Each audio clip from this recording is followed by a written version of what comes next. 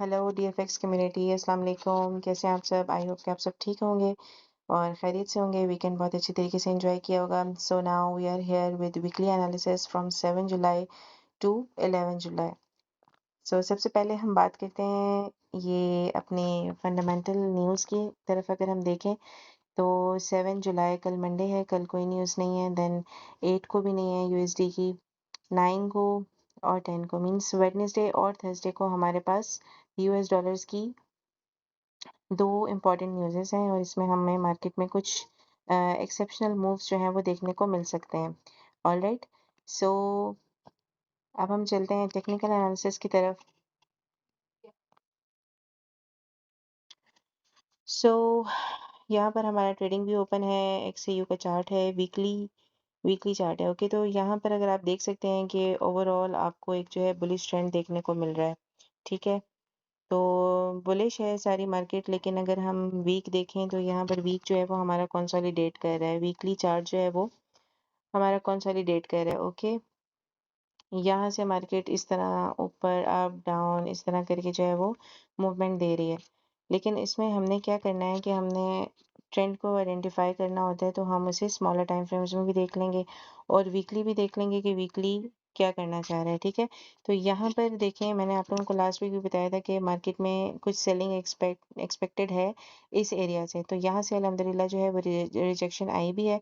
यहाँ पर मार्केट ने एक इक्वल लोज बनाए हैं। ठीक है, यहाँ पे, और इसी को लेकर मार्केट ऊपर चली गई। देन उसके बाद मैंने आपको एक लेवल बताया था कि यहाँ तक भी मार्केट आ सकती है। ठीक है, और नेक्स्ट वीक में, कमिंग वीक्स में ऑब्वियसली इतनी बड़ी बड़ी मूव्स गोल्ड एक साथ तो नहीं लेता। यहाँ तक हम मार्केट को आता हुआ देख सकते हैं। ठीक है, यहाँ तक हम जो है मार्केट को आता हुआ देख सकते हैं। ये दो पॉइंट्स हैं। सो और कुछ खास नहीं है अभी इसमें, तो हम डेली टाइम फ्रेम पे चलते हैं। ठीक है, जब हम डेली टाइम फ्रेम की बात करें तो डेली टाइम फ्रेम में भी मैंने आपको बताया था कि एक पूरा जो है ये कंसोलिडेशन में चल रही है मार्केट। ठीक है, ये पूरा एरिया मैंने आप लोगों को मार्क करके बताया था और इस वीक में भी मार्केट ने बस ये छोटा सा मूव दिया है। ऑलराइट, तो एक स्ट्रॉन्ग ये जो ग्रीन कलर से मार्क किया हुआ है कि यहाँ से एक जो है वो, यहाँ से आप देख सकते हैं कि जब तक ये स्ट्रॉन्ग इक्वल लोज बना के यहाँ पर डेली का ऑर्डर ब्लॉक लेके मार्केट जो है वो अप साइड की तरफ जा रही है। ठीक है, तो अब एक्सपेक्टेड ये है कि या तो मार्केट जो है वो इस लेवल को ब्रेक कर दे। ठीक है, ये जो स्ट्रॉन्ग रेजिस्टेंस का लेवल कह लें आप। ठीक है, इसको मार्केट अगर ब्रेक करती है तो फिर तो हमें मार्केट जो है वो रीटेस्ट पे बहुत ऊपर मिलेगी।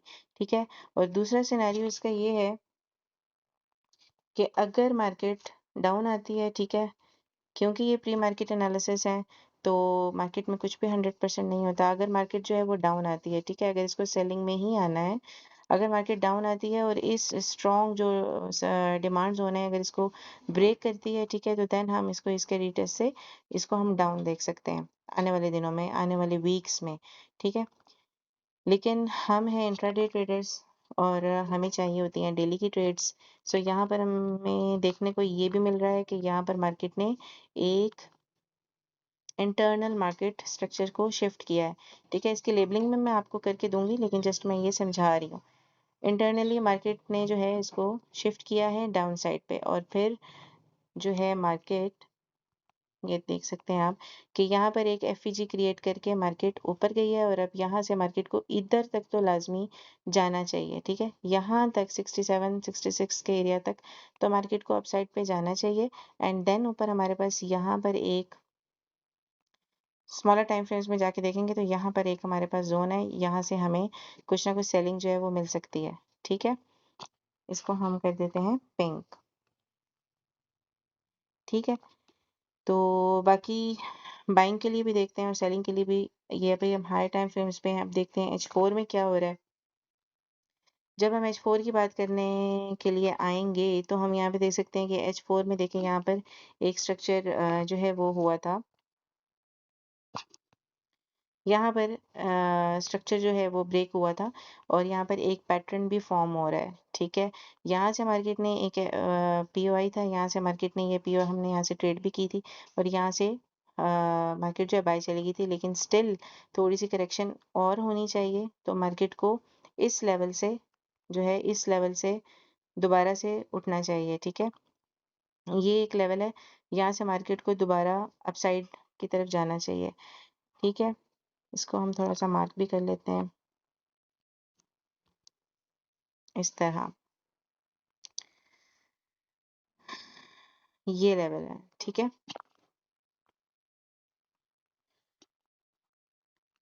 इस तरह से मार्केट अगर मूव करती है, ठीक है, थोड़ा सा अपसाइड पे जाके देन इस तरह मूव करेगी, तो फिर इसे अपसाइड पे इस तरह जाना चाहिए। ठीक है, ये H4 का सिनेरियो है। अब हम चलते हैं H1 पर। ठीक है, H1 में अगर हम आते हैं तो H1 में वो जो ऊपर देखे मैंने एरिया मार्क किया हुआ है, एग्जैक्टली H1 का ये एरिया बन रहा है सेलिंग का। अभी आप लोगों को इतना नॉलेज नहीं है तो मैं कुछ ज़्यादा आपको नहीं बताऊंगी, बस जस्ट। और यही एरिया जो है, ये जो मैंने ग्रीन से ये जोन मार्क किया है, यही एरिया आपको H1 में भी बाइंग दे सकता है। ठीक है, ये सारी लिक्विडिटी है, और इसको स्मॉलर टाइम फ्रेम्स में अगर देखें तो इसके लेवल्स मैंने मार्क किए हुए हैं, आप लोगों को दिखाऊंगी ये भी। यहाँ से हमें एक्सपेक्टेड है कि इधर से एक सेलिंग मिल सकती है, रिस्की होगी, लेकिन ये है कि यहाँ से हमें जो है ना एक सेलिंग देखने को मिल सकती है इधर से। अब बाकी मार्केट ओपन होगी तो फिर हम देखेंगे कि मार्केट में क्या सीन है, और क्या कहाँ कौन कौन से लेवल्स हैं जहाँ से स्कैल्पिंग मिल सकती है, तो उसके लिए भी मैं सेटअप आपको दिखा देती हूँ। ओके, यहाँ पर ये मेरा लेबल चार्ट है। ठीक है, यहाँ से H1 का मैं आपको M30 में दिखा देती हूँ। ठीक है, इससे छोटे टाइम फ्रेम में हम नहीं जाएंगे। ठीक है, यही सारे जोन्स हैं वो जहाँ पे मैंने आपको पहले मार्क करके बताए हैं, ये वही सारे जोन्स हैं। इसका आप स्क्रीनशॉट भी ले सकते हैं। अगर सपोज करें कि मार्केट ओपन होती है और एक बिग गैप जो है वो डाउन से ओपन होती है, तो देन आप ये रिस्की बाय जो मैंने एंट्री दी है, रिस्की बाय 30 एंड 26, ये एंट्री हम नहीं लेंगे। अगर ये फ्लैट ओपनिंग देती है देन हम यहाँ से एक entry with very small lots हम यहाँ से एक एंट्री ले सकते हैं। ठीक है, सपोज कि मार्केट इस तरह ओपन होती है, देन डाउन आएगी, अगर ये लिक्विडिटी लेती है, ठीक है, तो फिर उसके बाद हम इसे ऊपर वाली लिक्विडिटी लेते हुए देखेंगे, और यहाँ से हमें एक सेलिंग की मूव मिल सकती है। ठीक है, जब सेलिंग की मूव मिलेगी तो देन हम देखेंगे कि उस टाइम मार्केट का क्या सिनेरियो है, और अगर इस लेवल को ब्रेक करती है तो वही बात है, H1 के बॉडी के साथ या M30 की कैंडल, अच्छी वाली कैंडल क्लोजिंग के साथ, तो देन हम इसी लेवल से दोबारा बाय को देख सकते हैं, और फिर मार्केट जो है वो ऊपर। ठीक है, तो उसके बाद के जो सिनेरियोज होंगे वो हम देखेंगे। अभी फिलहाल वीकली चार्ट्स पर यही कुछ है।